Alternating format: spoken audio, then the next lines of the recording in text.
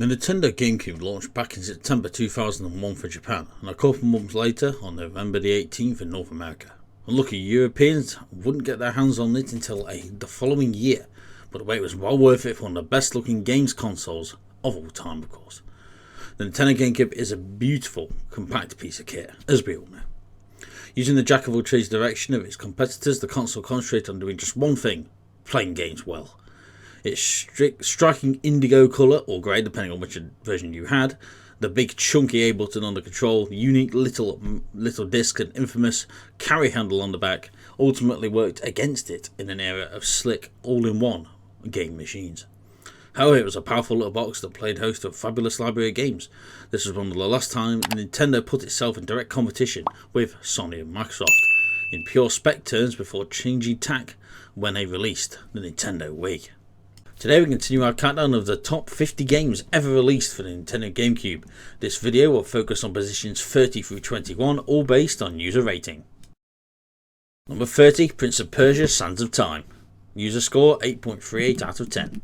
Ubisoft's 3D take on the iconic 2D original spawned a large number of sequels, but arguably none of them had the finesse and focus of Prince of Persia: Sands of Time, which used the same engine developed as Beyond Good and Evil. Sewing a rewound machine into a very fabric of the game, there's an elegance to the gameplay that got lost in the subsequent games, where everything got a little bit weird. This was one of the special top-notch multi-platform releases which came to Gamecube, and it's definitely worth a playthrough. Number 29, Timesplitters: Future Perfect. User score 8.39 out of 10. The third entry in the Timesplitters series has continued iterating on the multiplayer-focused gameplay known to the series. Future Perfect added a cooperative story mode to this one, as well as enabling players to create outdoor maps in an undated map maker. The game offered Gamecube owners another fine dose of deathmatch first-person shooter goodness, although unfortunately they missed out on the online play only possible on the PlayStation and Xbox. Number 28, Baten, Kaitos, Eternal Wings and the Lost Ocean. User score 8.39 out of 10. This Namco published JRPG still has its fans and stands out on Gamecube thanks to its relatively slim library of RPG titles. Baten Kaitos fused turn action and card based mechanics into a unique battle system. Playing as Overseer Guardian, the player interacts directly with the characters rather than controlling them, which gives it a unique flavour apart from other games in the genre. Number 27, Super Monkey Ball. User rating 8.42 out of 10. Times were changing back in the early 2000s, and for gamers there was no surer sign of a Nintendo console launching with a game from arch rival Sega. Fortunately, Sega hit the ground running on other companies' hardware with Super Monkey Ball, a fantastically surreal and vibrant series of gauntlets that had you toting the terrain to guide a monkey in a ball to the goal. And for me as well, personally, this game makes a lot of fond memories, from the multiple rage quits to having a great time with friends playing the multiplayer minigames. Number 26, Super Monkey Ball 2. User score 8.49 out of 10. Super Monkey Ball 2 added something that was desperately lacking in the original game: a story mode. Yes, if you're wondering how or why these simians were trapped inside transparent balls and being flung around on surreal floating stages, the sequel now provides a much needed narrative concept, and the Monkey Ball lore was born. It offered more of the same great gameplay from the original and proved to be just as brilliant as a party game.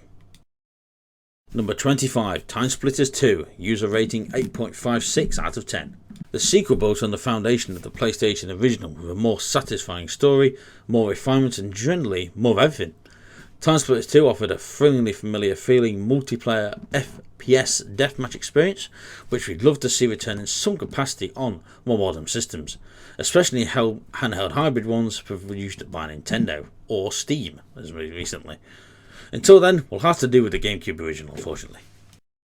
But 24, Soulcalibur 2. User score 8.59 out of 10. The Dreamcast original Soulcalibur was a momentous fighting game for home consoles that brought arcade quality visuals into the home that had even the stoutest fanboys on other consoles gawping jealously at Sega's ill-fated system. Fortunately for them, a multi-platform sequel would arrive in 2003, and the GameCube got a bonus that made it a definite pickup of the bunch. Yes, the impressive visuals and weapon-based brawling was all present and correct, but Nintendo gamers were treated to Link from The Legend of Zelda joining the roster with the Master Sword in hand. That single detail was enough to draw players in who might never have touched it otherwise, and very glad they were too. Take Link out, and it's still an excellent fighter. Number 23, Pikmin. User score 8.6 out of 10. Shigeru Marimoto takes up gardening. Before you know it, he's cracked out Nintendo's version of the real-time strategy genre, featuring tiny little plant creatures that you can order into groups to pick up rubbish, harvest fruit and battle bugs. It's disarmingly charming and utterly bloodthirsty at the same time. You became very protective of the little creatures that do your bidding, and there's an immense feeling of guilt when you accidentally command a legion into a watery grave or wake a nest of sleeping monsters that proceed to munch on your army. This sequel might have got some great refinements and additions, but there's something to be said about the taunt design and focus of the original Pikmin. Number 22, Metal Gear Solid: The Twin Snakes. User score 8.62 out of 10. Seeing Metal Gear Solid on the Nintendo console was a very welcoming, if jarring, experience back in 2004. Metal Gear Solid: The Twin Snakes was developed by Silicon Knights and incorporated aspects of gameplay from Sons of Liberty into the original MGS game. It also boasts obvious graphical upgrades and entirely recorded dialogue featuring almost all of the original cast.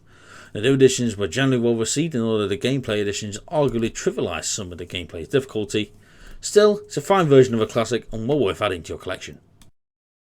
Number 21, Simpsons Hit and Run. User score 8.62 out of 10. Often considered a stone cold classic and one of the best licensed video games ever, The Simpsons Hit and Run takes what Road Rage does and amps it up to 11, showing a little bit more DNA with the Grand Theft Auto series than Sega's manic arcade driver, Crazy Taxi. The shock here is just how well the game depicts the Springfield fans know and love about the show, and how well a GTA parody plays. The game feels like a delirious episode from the show itself, and every time you go back to it you'll find something new and probably get addicted for a few hours again. For such a phenomenally successful series, The Simpsons had a pretty inconsistent track record when it comes to video games, but this is generally a pleasant surprise and a standout game amongst all the others, and you just have to own it. Okay, so that's it. A look at 10 more of the best Nintendo games of all time. So if you enjoyed, don't forget to push the like button, leave a comment down below, of course subscribe to the channel.